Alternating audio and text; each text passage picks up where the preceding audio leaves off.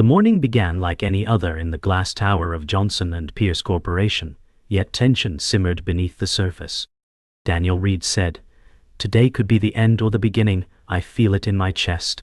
His words cut through the air like static. The conference room lights burned too bright as whispers spread like wildfire. A financial scandal had detonated overnight, shredding years of effort. News screens on the walls blared accusations, the company logo collapsing into disgraceful headlines. Daniel's hands trembled as he clutched his resignation letter, the weight heavier than steel. His colleagues' eyes pierced him with judgment, suspicion, and fear. Emma Clark said, "Daniel, they'll eat you alive if you don't defend yourself." He lowered his gaze, shame painting his features. Betrayal had struck from within. Someone he trusted had twisted the knife. His heart raced, caught between despair and defiance. He felt the abyss calling, yet a whisper of resilience echoed. "This is not the end. This is the beginning." Daniel Reed sat in his cramped office, boxes stacked like tombstones of a past life. His badge lay on the desk, stripped of power and meaning. He whispered, "Was this my destiny, to collapse under their lies?" His chest tightened as memories of sleepless nights returned. Emma Clark said, "You're not broken, Daniel. This is their mess, not yours." Yet doubt clawed at him. The betrayals stung deeper than the scandal. He replayed every conversation, every handshake, searching for signs he had missed. Outside the blinds, morning light cast long shadows, as if mocking him. Daniel knew the truth. His safety net was gone, but perhaps freedom waited in the void. Daniel Reed paced the narrow hallway, the carpet muffling his restless steps. He muttered, "If I stay, I'll rot with them." His heartbeat echoed louder than his thoughts. Emma Clark said, "Then leave before they chain you further." The words struck like fire. He pressed his palms to the wall, inhaling deeply, feeling the weight of choice. Behind closed doors, executives laughed coldly, oblivious to his torment. The hallway stretched like a tunnel, each step pulling him closer to the unknown. His mind balanced on a blade, fear on one side, freedom on the other. Daniel Reed sat with Emma Clark in the cafeteria, untouched coffee cooling between them. Daniel said, "My family will think I've lost my mind." His voice cracked.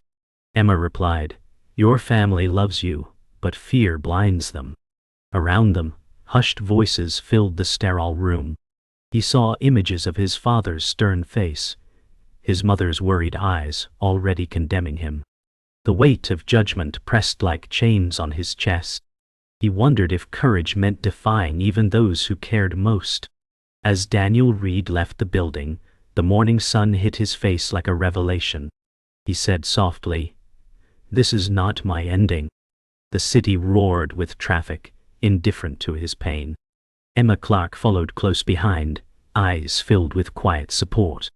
She said, "Then let's make this your beginning."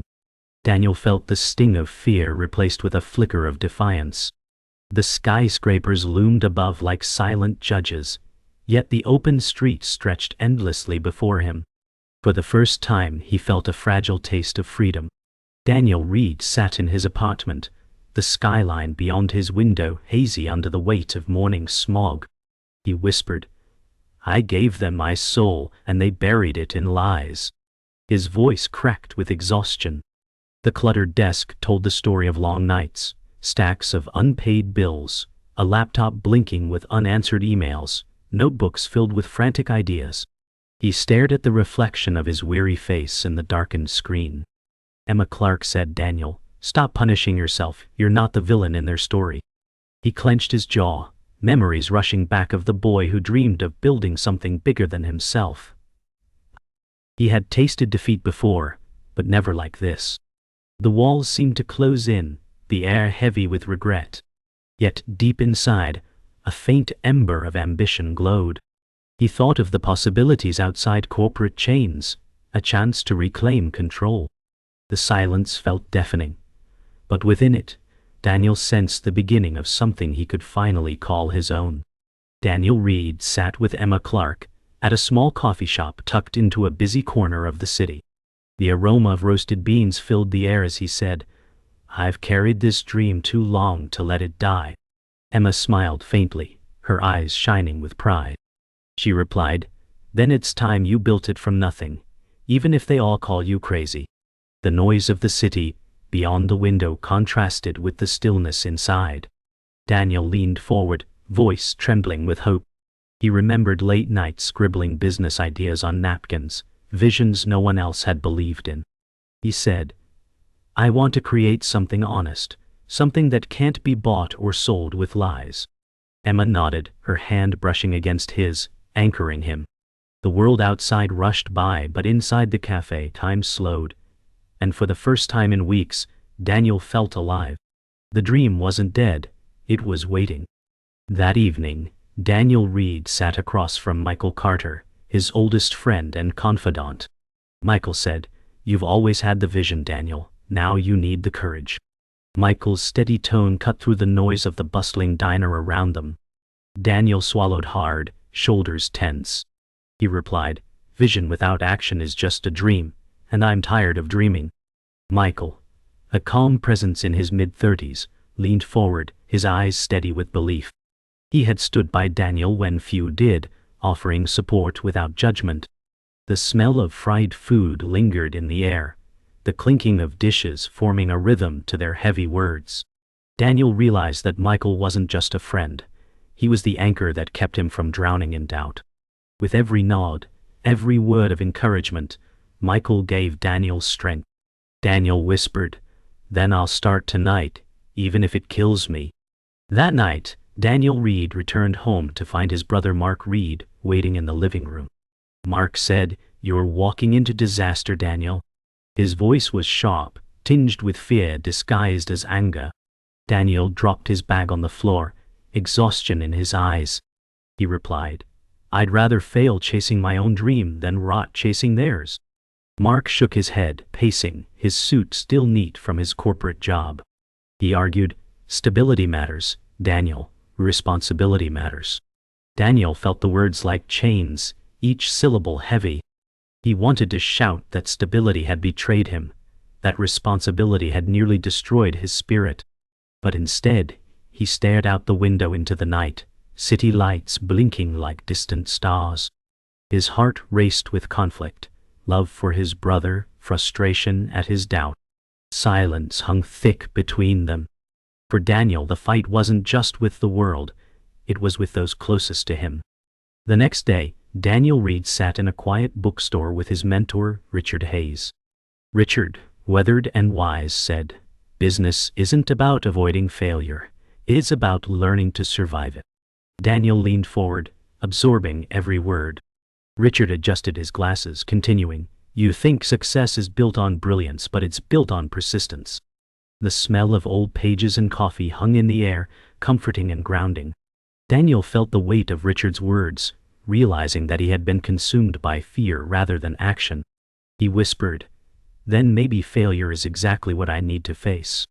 Richard smiled faintly, the wrinkles on his face deepening with approval.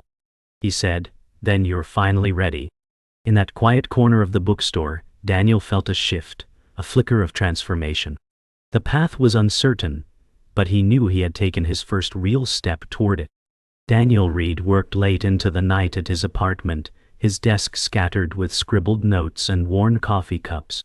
He muttered, Every failure is a blueprint of what not to repeat. His tired eyes scanned business plans with relentless focus. Emma Clark said, You've done more in weeks than most do in years, but you can't run yourself into the ground. Daniel shook his head, responding, I have no choice, Emma. If I don't push now, the dream dies. Outside the window, the city glowed faintly under the watch of sleepless towers, mirroring his restless ambition. He remembered the endless rejection emails, the doubters, the mocking voices that told him to quit. Yet beneath exhaustion, his spirit burned. He knew every empire was born from nights like these, forged in silence while the world slept. Daniel whispered, I'd rather collapse from trying than fade from fear. Daniel Reed entered a small startup incubator, clutching his notebook of ideas like armor. Bright posters of innovation lined the walls. He said to himself, This is where seeds either grow or die. Nervous but determined, he introduced his concept to strangers, his voice shaking but his vision clear. Some leaned in, intrigued, others frowned with skepticism. A young entrepreneur asked, "Do you even have funding?" Daniel smiled thinly, replying, "Not yet, but belief is my currency." His pulse raced, his palms sweaty, but the spark in his eyes carried weight. Emma Clark, waiting at the back, gave a small nod of encouragement, grounding him. Doubt hovered in the air, yet Daniel's conviction cut through it like steel. He realized that fear would never vanish, it would only grow quieter as his courage grew louder. At a sleek downtown office, Daniel Reed faced Victor Grant, the powerful rival who dominated the industry. Victor smirked. "You think your little project can dent my empire?" His voice carried arrogance sharpened by years of success. Daniel steadied his voice, replying, "I don't need to dent your empire, I just need to build mine." The tension crackled in the air like static.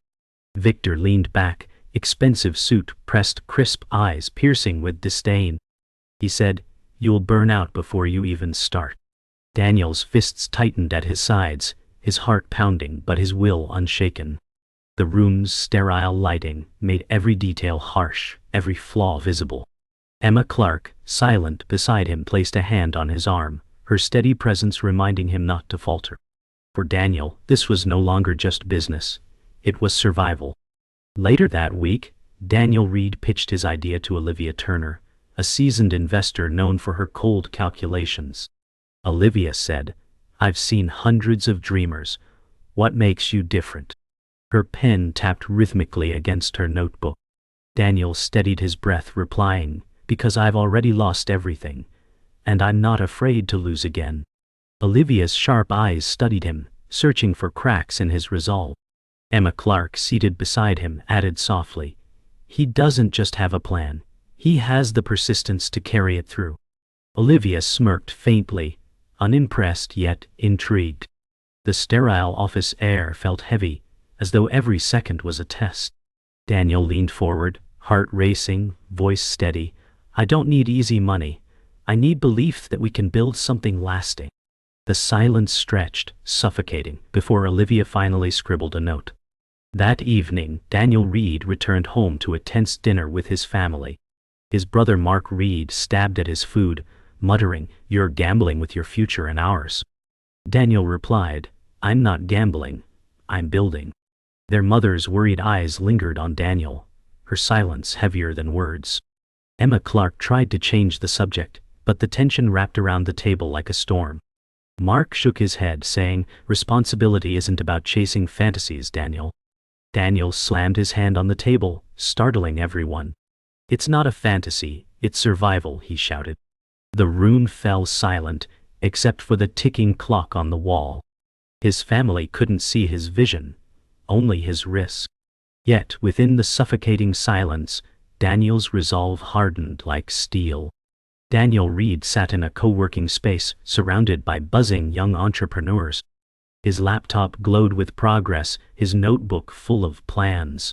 He whispered, "It's finally starting to move." Hope colored his tone.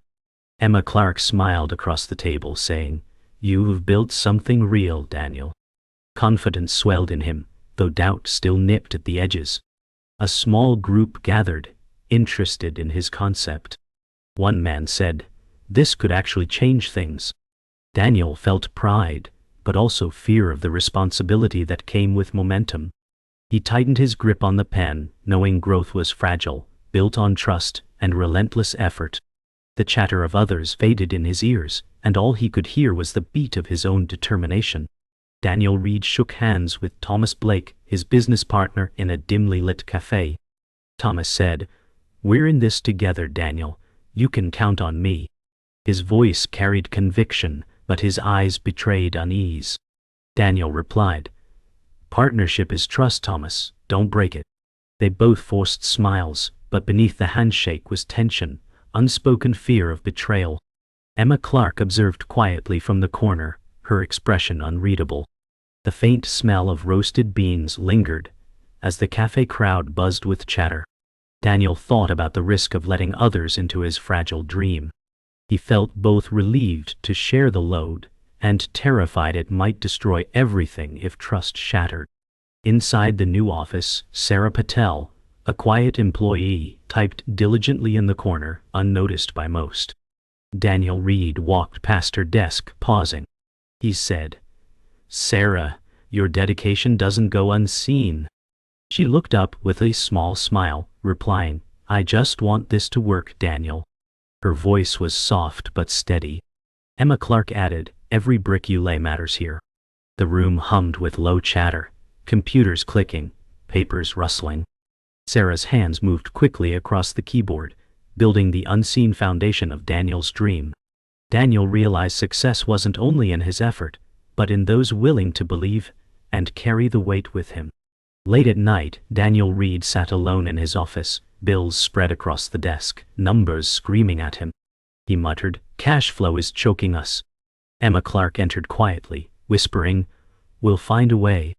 But Daniel shook his head, exhaustion heavy in his eyes. He said, "Every dollar is already spent before it arrives." Silence pressed like a weight. The glow from the computer highlighted the worry etched across his face. He wondered if sacrifice was the only way forward. He thought about selling his belongings, cutting deeper into his own comfort just to keep the dream alive. The tension in the air was suffocating, yet a small voice inside urged him not to break. The betrayal cut deeper than Daniel Reed had ever imagined. Thomas Blake stood before him, documents in hand, eyes cold. Thomas said, "I took the deal, Daniel. It's done." Daniel's chest tightened, rage and disbelief colliding.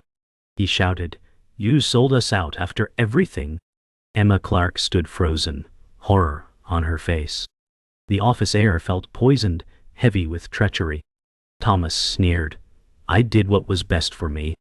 The room shook with silence, each word like a dagger. Daniel's vision blurred, but his voice carried strength. "Then you're no partner of mine. You're my enemy." That moment carved itself into his soul, not just as loss, but as the fire that would forge his resilience. Daniel Reed sat with Richard Hayes in the quiet bookstore once more, his voice rough with exhaustion. He said, "I can't stop seeing Thomas's face. Betrayal burns deeper than failure." Richard leaned back, eyes steady behind his glasses, and replied, "That betrayal isn't your end, Daniel. It's your forge. Rise from it." Daniel's fists tightened, his pulse thundering. Richard's words sank into him like iron into fire. Emma Clark entered moments later, saying softly, "You can't let this destroy you."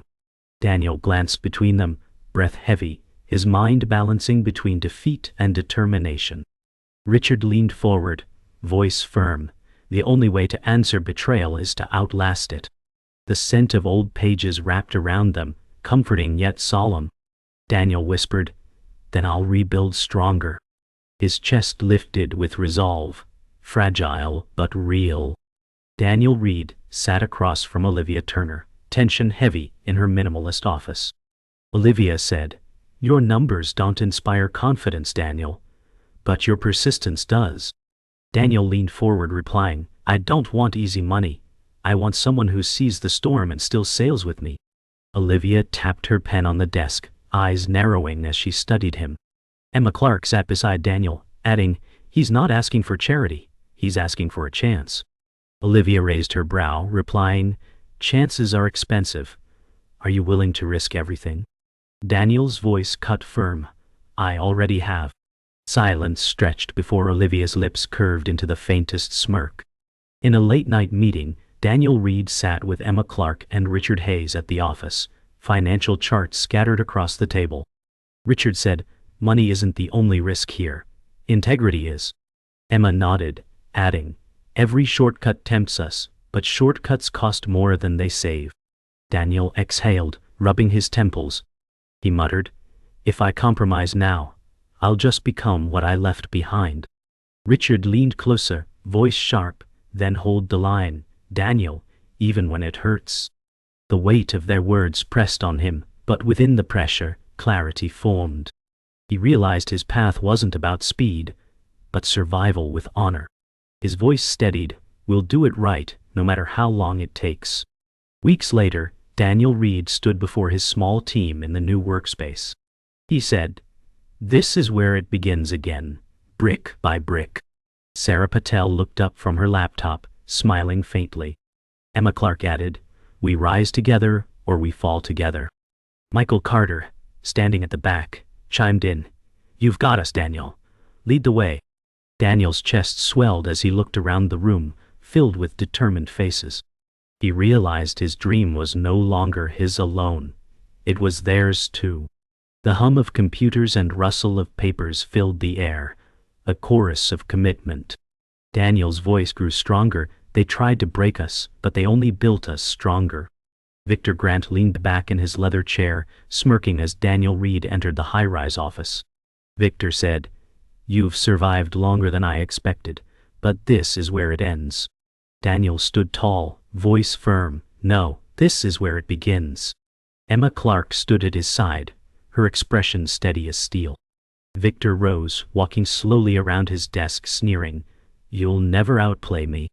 Daniel's jaw tightened, his voice calm but cutting. "I don't need to outplay you, Victor. I just need to outlast you." The room crackled with tension, the city skyline glowing behind glass walls. Victor's smirk faltered, but only for a moment. Daniel's heart pounded, but his resolve felt unbreakable. Daniel Reed stood at the whiteboard in his office, sketches of strategies spread like battle plans. His voice carried fire. "This is our final stand.